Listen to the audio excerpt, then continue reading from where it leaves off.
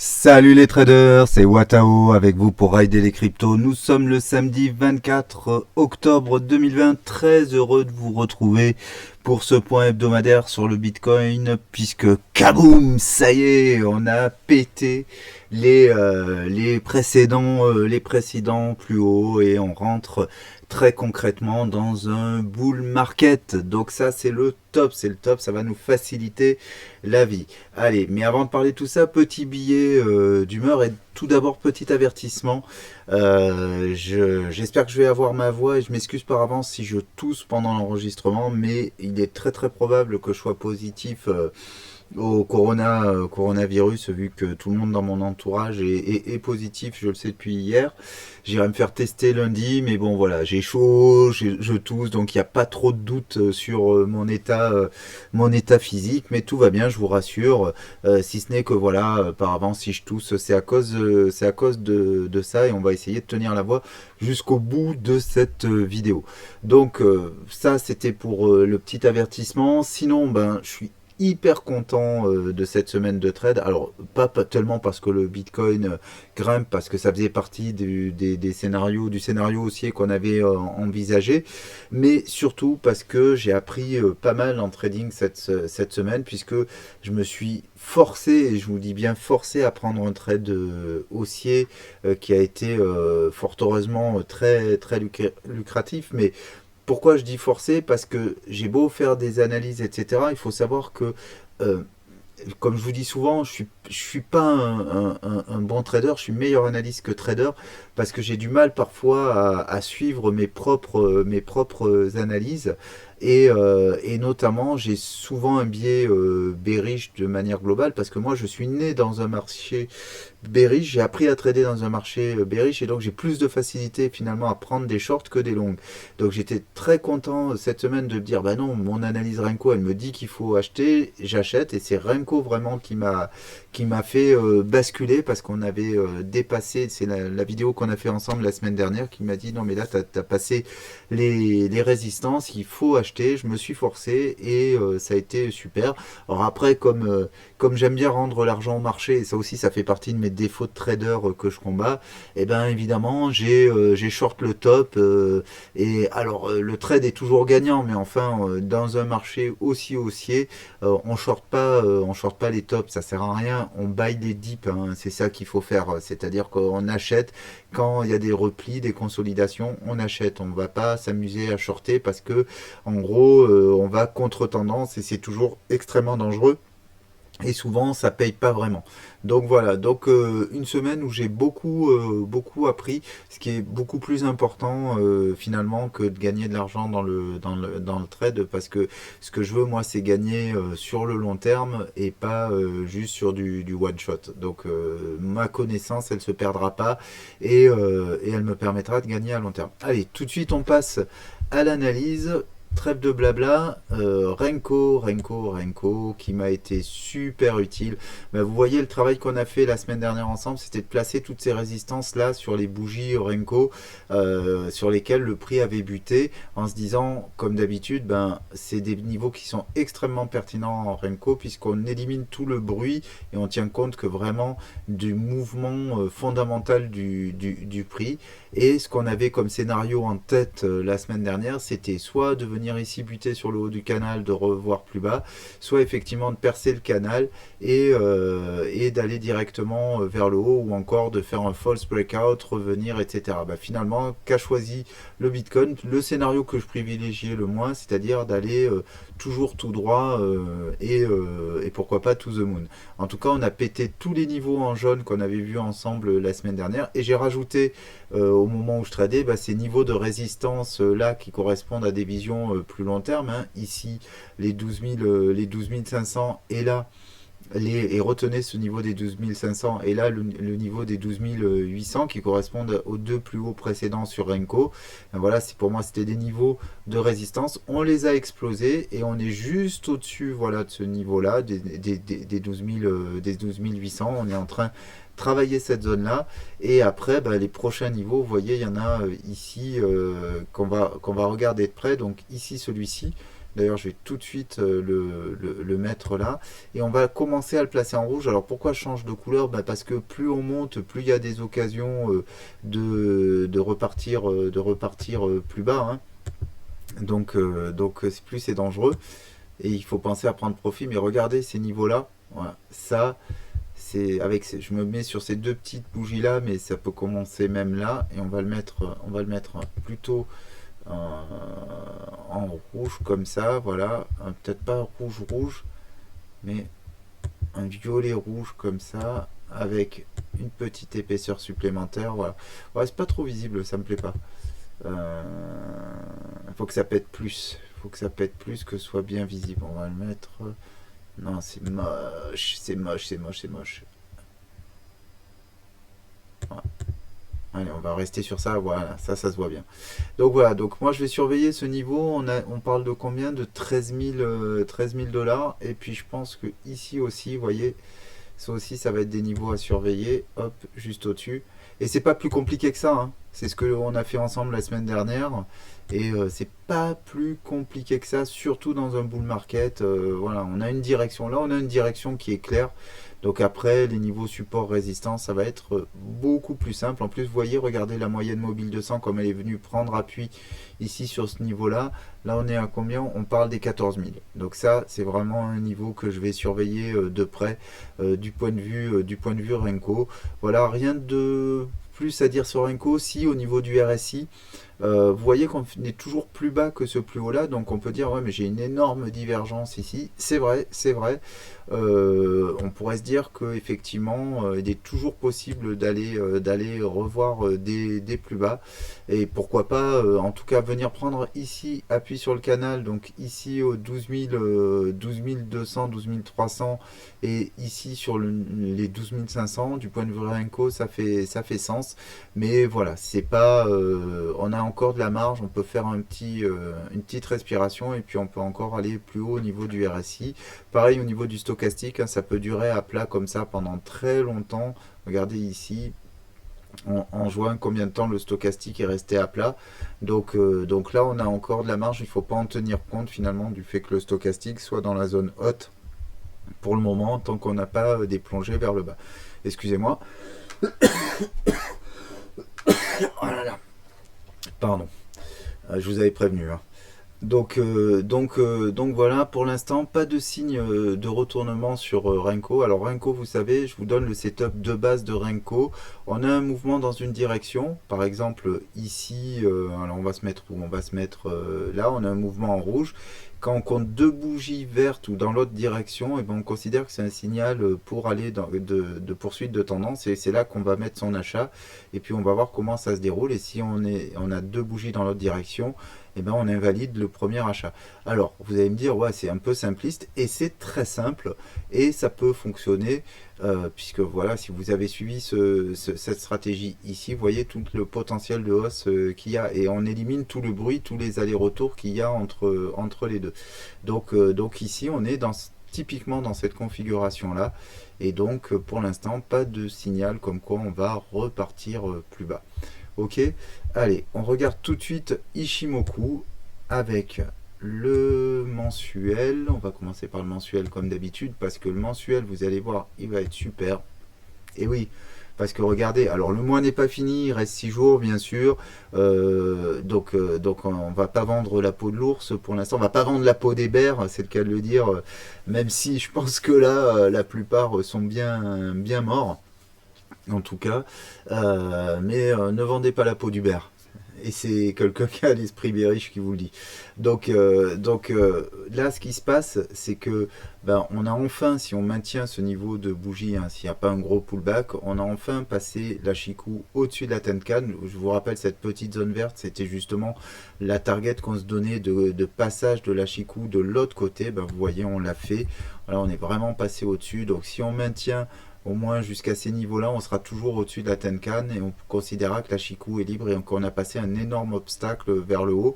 Bien évidemment, ce qui est très significatif, la petite croix blanche ici, la Tenkan, qui est passée au-dessus de la Kijun, qui est en train de passer au-dessus de la Kijun, donc ça c'est magnifique. Il reste quoi comme obstacle pour être dans le bull run mensuel? Le fait de passer ici le nuage, bien sûr, et que le nuage switch au vert. Mais vraiment, voilà, là on a vraiment deux signaux très importants qui sont en train de se valider en mensuel, comme quoi on va être dans un bull market. Pour ceux qui auraient encore des doutes, même si ça ne va pas empêcher dans les plus petites unités de temps que ça bouge un petit peu, hein, évidemment. Allez, on passe tout de suite sur la vision hebdomadaire. Hop. En hebdomadaire, ben, le côté bullish ne va pas se démentir, hein, non plus, évidemment. Il y a des... voilà, je nettoie un peu le graphique de tout ça. Qu'est-ce qui se passe au niveau hebdo? Bien sûr, tous les indicateurs sont verts. Il n'y en a aucun qui est au rouge. Chikou au-dessus de la Tenkan, de la Kijun, du prix et du nuage. Prix au-dessus du nuage, au-dessus de la Tenkan. Voilà, Tenkan au-dessus de la Kijun, au-dessus du prix, au-dessus du nuage. Nuage vert. Enfin, tout est au vert. Le RSI est même pas encore en zone de surachat. Donc voilà, l'avenir est vert en hebdomadaire, donc il ne faut pas s'attendre à des gros pullbacks. C'est pour ça que je suis relativement confiant sur une fin de mois vraiment bien verte, hein. C'est pas le moment de short, donc faites surtout pas comme moi. C'est pas le moment de shorter. Tout ce qu'on peut dire aussi, c'est que là, la pince n'est pas refermée, mais regardez, je voudrais attirer votre attention sur ça. C'est-à-dire qu'on peut parfaitement avoir comme ça les lignes qui se suivent, les moyennes mobiles qui suivent, ou comme ici, vous voyez, pendant le bull run de 2017, et qui restent parallèles pendant très longtemps. Donc ici, voilà, ne pas s'attendre à ce que ça recroise et qu'on aille revoir vers le bas tout de suite, ça peut durer très longtemps, et ça je vous ai déjà averti dans les vidéos précédentes. Même si la pince sensée doit naturellement se refermer, les deux droites peuvent se suivre en parallèle sur un mouvement parabolique pendant longtemps. En daily, on ne sera pas détrompé sur le sens, du marché. Alors ouais, on voit toujours cette divergence-là, hein, c'est marrant. C'est marrant, alors ça veut dire quoi? Ben, ça veut pas dire grand-chose en fait, ça veut dire que éventuellement on pourrait voir venir plus bas, mais encore une fois, si on avait tenu compte des divergences, on serait toujours très bearish sur ce marché. C'est pour ça que c'était compliqué d'acheter. On avait beaucoup d'indicateurs techniques qui nous laissaient penser qu'on pouvait quand même aller rechercher ici plus bas. Voilà, mais on avait vu aussi cette petite box violette là, hein, qui nous disait, on le verra dans les plus petites unités de temps, mais une fois qu'on sortait de la box, ben, ça annonçait bien un marché bien haussier. Donc tous les indicateurs au vert, je les répète pas. Ici, petite pause, petite consolidation, et on va pouvoir dessiner une autre box à ce niveau-là. On y reviendra dans les plus petites unités de temps. Petite pause dans la hausse, pause bienvenue, respiration pour moi, consolidation, et pas forcément le signe qu'on va revenir voir plus bas. Dans le 12 heures, Ichimoku 12 heures, bon, confirmation de tout ce qu'on voit, en daily. La box ici reste très bien dessinée entre les plus hauts et ces plus bas, ces mèches là sur le bas. Qu'est-ce qu'on peut se dire du point de vue Ichimoku si jamais on venait à sortir de la box vers le bas? On viendrait ici logiquement chercher la Tenkan qui est pile poil au 12 500. 12 500 dont on vient de voir dans Renko que c'était un niveau clé de résistance précédemment et qui donc devient un support. Donc ici se dire qu'on vient chercher les 12 500 sur un petit breakout là, c'est tout à fait possible. Et qu'est-ce qu'on va faire si on va chercher les 12 500? Ben, ça va être une occasion d'achat pour continuer la hausse.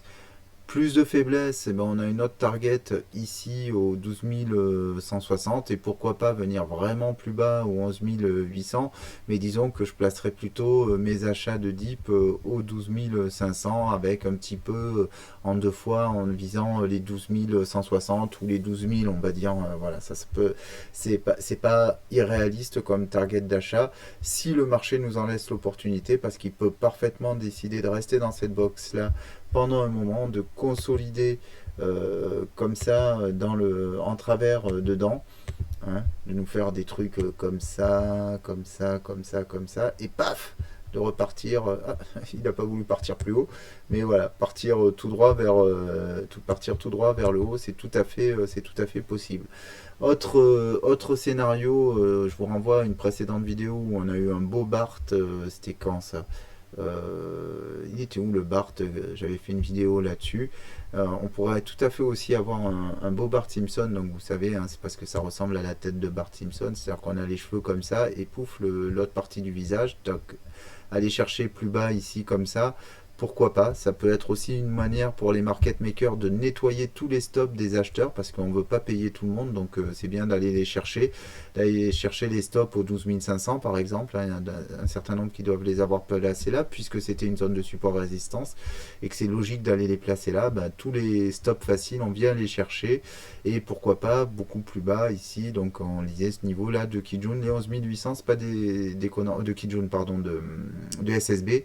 Ça peut être aussi une target pour le market maker. Alors là, pas sous forme, quand je dis un Bart, c'est-à-dire avec une méchante mèche par exemple, comme on en a vu un certain nombre sur Binance par exemple, qui viendrait nettoyer chercher tous les stops avant de évidemment aller chercher tout le monde plus haut. C'est pour ça qu'un petit ordre comme ça, en limite très bas pour profiter d'une mèche, ça a du sens. Faut pas, on va pas jouer là-dessus. On ira faire des achats plus pertinents, enfin plus logiques, plus probables sur les 12 500, mais placer des petits ordres, voilà, en attente sur des niveaux plus bas pour profiter d'une mèche et d'une fuckerie des market makers, c'est pas une mauvaise idée.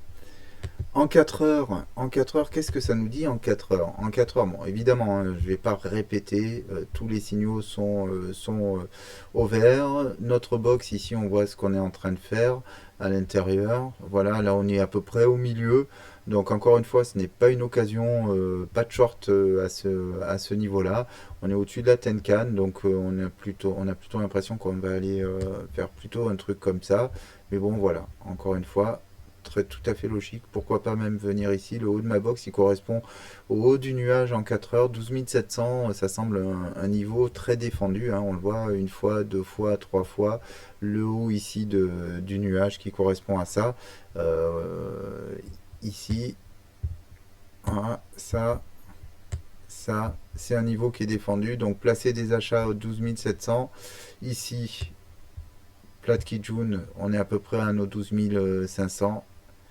Et ici aussi, niveau d'achat pour jouer l'achat des dips avant une poursuite haussière. Ok, je pense que c'est hyper clair, pas besoin d'en faire des tonnes sur ça. Dans le 1 heure, bon, Ishimoku évidemment moins pertinent puisqu'on est en train de consolider, donc tout est à plat, les signaux ils sont beaucoup moins pertinents. D'ailleurs, on voit le nuage qui s'affine ici.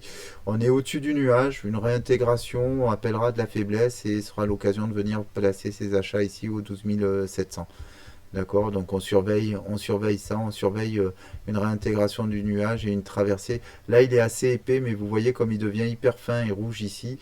On peut s'attendre, puisqu'on est dans le 1 heure, que dans les heures qui viennent, quand on sera à ce niveau-là, même si on vient chercher un peu plus haut, voilà, ça c'est quelque chose qu'on peut faire. Ici, ce sera plus facile de retraverser le nuage et donc d'aller chercher des choses, d'aller acheter ces niveaux-là. Ok. Voilà pour Ishimoku. On va regarder tout de suite Elliott. Alors Elliott, on a du boulot, mais on va faire simple. Je voudrais pas faire une vidéo trop longue. Bon, je sais, je suis un menteur, je vous dis ça à chaque fois. Et puis la vidéo dure au moins 40 minutes. Donc vous me croyez plus et vous avez raison. Donc, hop, on va enlever, on va prendre ça. Ok. Je sais pas pourquoi j'ai des box qui traînent comme ça. Allez, on nettoie, on enlève les fibos qui rendent tout ça illisible.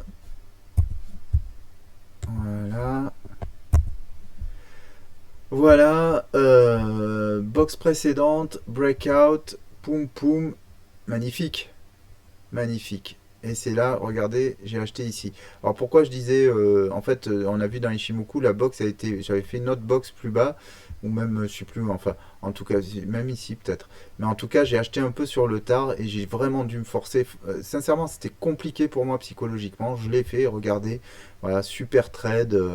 Ça fait combien de ratio de gain? Je vois rien. Donc ratio gain-risque, 5,53 de ratio. Ça c'est bien. 11% de gain, 12% quasiment en fait. Ouais, je vous parle pas du levier, hein.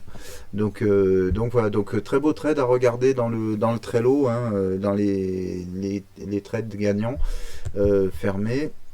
Donc hop, ça on va l'enlever, on va nettoyer. Donc bien sûr, là je vous ai laissé mon ancien scénario. Alors, pourquoi j'étais dans le déni? Parce que je vous ai toujours dit, il faut qu'on vienne combler ce gap, et on viendra combler ce gap, c'est sûr. Mais en tout cas, la perspective de le combler à court terme, c'est fortement éloigné. Alors, si on est vraiment parfaitement dans la pureté de la théorie, il n'est pas interdit de penser ici, comme on est un peu au-dessus des 123,6, que on a fini notre B et qu'on viendrait ici dropper, aller plus bas. C'est un scénario qui reste possible, mais qui pour moi devient fortement improbable pour toutes les raisons qu'on a citées la dernière fois, notamment tous les achats qui sont faits OTC, c'est-à-dire comment on appelle over the counter, c'est-à-dire au marché gré à gré en direct et hors des exchanges. Donc en fait, ces achats-là, on a vu. Alors j'ai dû garder le truc quelque part, mais micro-stratégie, etc. Je vous les avais listés, là, toutes ces dizaines de millions d'achats de Bitcoin, bah, c'est ça qui maintient notre hausse. C'est pas les volumes qui sont pas non plus complètement hallucinants, hein, je veux dire, sur cette hausse-là. C'est pas les volumes sur les exchanges qui expliquent ça. Donc, néanmoins, voilà. Ici, 123,6, un peu plus, on pourrait avoir ce scénario-là, mais ce n'est plus le scénario que je vais privilégier. Donc, on va tout de suite changer ça. Et comme je vous l'avais indiqué dans plusieurs vidéos depuis plusieurs semaines, scénario haussier, on vient simplement placer notre 2 là. Le gap, on viendra le combler plus tard. On a le temps. On vient placer notre bas de 2 là. Cette ABC en fait dans ce time frame, eh ben, elle a plus lieu d'être. Alors est-ce que je vais arriver à la choper? Parce que ça c'est toujours pareil avec l'aimant. Si je fais un bring to front, and then we can grab it, put it here. Voilà, super. Super. Voilà. Donc en fait l'ABC on devrait l'avoir comme ça, donc dans une ABC qui a moins d'importance, hein, au final on est sur un sous-mouvement et plus sur un mouvement important. Donc la visibilité, vous savez, on va la mettre voilà, dans des plus petites unités de temps. 24 heures, on va la garder en 12 heures. Voilà, et on a un graphique un peu plus clean. Alors cette ABC ici, évidemment on va pas monter en 3, donc elle n'a plus de sens non plus. On verra dans les plus petites unités de temps que en fait on va la remplacer par une 1, 2, 3, 4, 5, puisqu'on est dans les bons ratios de Fibonacci. Allez, tout de suite on commence à driller dans le détail. Évidemment, c'est tout de suite beaucoup plus fourni. Donc l'ABC là qu'on vient de replacer, qui est visible dans le 12 heures. Ici, ben ça n'a plus de raison d'être. Donc ce qu'on va faire, c'est que ici on part en impulsive, exactement sur le même mouvement, puisque les ratios de Fibo, croyez-moi sur parole, sont bons. Ici on retrace au 61,8. Ici on fait une 3, on va les vérifier, hein, vous en faites pas.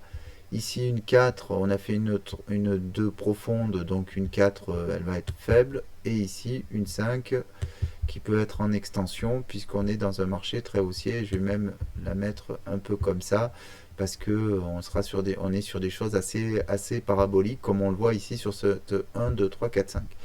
Alors on va aussi la mettre en avant au niveau des couleurs et au niveau de l'épaisseur du trait, puisque c'est le mouvement qu'on est en train de faire. Et ceux-là qui sont dans les plus petits time frames, on va voilà, les laisser un petit peu en retrait par rapport à ce mouvement-là qui est plus important et qu'on va étudier maintenant. Et qu'est-ce qu'on veut voir? Alors vérifier, je vous ai dit on va vérifier ici les niveaux de Fibo. Un problème avec l'aimant, il m'a encore mis tout en vrac, mais c'est pas grave, on va pas s'embêter avec ça. Ça va pas changer grand chose au niveau des fibos. Donc ici, si on se place ici au niveau du fibo, 1, 2, on avait une target de 3 qui vient, voilà, qui vient ici. Ma 3 ici. Ah, c'est bizarre. C'est bizarre, je suis pas super clean sur la 3. Voilà.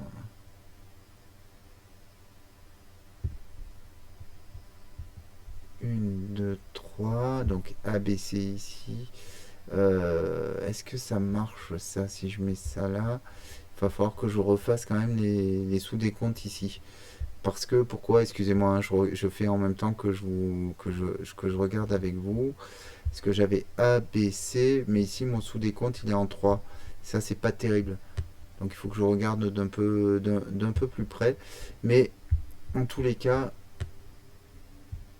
pour moi, soit ici on est venu faire notre 3 et on est un peu entre deux, donc ça me plaît pas des masses. Mais pourquoi pas. Et sinon, sinon c'est ça, hein. Pas de, on n'est pas sur un truc, parfait. Alors attendez, je regarde quand même dans les plus petites unités de temps. Est-ce que je suis bon sur ça? Parce que là, ouais, c'est pas ultra clean. C'est pas ultra clean comme mouvement. C'est pas ultra clean, mais on va rester sur ça et on le regardera plus dans le détail. Parce que ici, par contre, on a bien 1, 2, 3, 4, 5. Et ça, c'est le décompte, il est bon. 1, 2, 3, 4, 5. Ici, mon impulsive. 1, 2, 3. Ici, une ABC, là, comme ça. Et 1, 2, 3, 4, 5. Ici, la petite, là. Hein. Donc on est plutôt très clean sur ces niveaux-là, mais pas vraiment ici. Donc ça veut dire quoi? Ça veut dire que si, en fait, on devrait aller chercher les 261,8. Pardon, excusez-moi. Hein. Je le fais vraiment en même temps que je vous parle. Donc du coup, vous avez mes interrogations en direct. C'est-à-dire qu'en fait, pour moi, on devrait aller plutôt là, au 2618, parce que là, on est entre deux pour cette 3 là, ou voire plus haut. Donc pour moi le mouvement n'est pas terminé à ce niveau là. Néanmoins, à contrario, on va dire, si on reste dans ce mouvement là, si on dit qu'on a fini ici, parce qu'on a quand même une divergence, vous voyez, au niveau du RSI, donc se dire que ici j'ai mis mon sommet et que je vais retracer sur ces niveaux là, c'est quand même, ça nous donne des bonnes targets et ça explique la consolidation. Donc c'est quand même le niveau de référence qu'on va devoir garder pour le moment, jusqu'à preuve du contraire, avec un 23,6 qui tombe à 12 500 $. Et ça, pour le coup, ça correspond pile poil aux analyses qu'on vient de faire précédemment. Donc on va laisser notre target de 3 ici et je reprendrai hors vidéo si c'est pas pour pas être trop long les sous-décomptes ici pour voir si c'est vraiment bon, mais grosso modo pour l'instant ça a vraiment l'air de l'être. Ok, donc ici hop, je sais pas pourquoi j'avais mis ça, moi j'ai pris un trade à la baisse pour faire quelque chose comme ça. Voilà. Maintenant, est-ce que le marché va me donner l'opportunité ici de ce mouvement est un peu court en fait. On aurait dû le faire soit comme ça directement. Et là, on est en train de consolider. Donc probablement, comme on parle d'une 4, on peut avoir des figures un peu plus complexes dans une 4. Et notamment, c'est là où on voit beaucoup les triangles. Donc ça peut durer un moment. Hein. Ça peut faire un truc, comme on le disait tout à l'heure. Hop, ça peut faire ça, ça, ça. Voilà. Donc franchement, c'est ce à quoi il va falloir être attentif. Donc en fait là, Elliott Wave va pas nous donner beaucoup plus d'informations, si ce n'est que ici les 23,6 seraient un mouvement de retracement naturel par rapport à cette 3, et donc il va falloir être attentif à ça. Mais peut-être que c'est déjà fait et qu'on va tout de suite aller voir plus haut.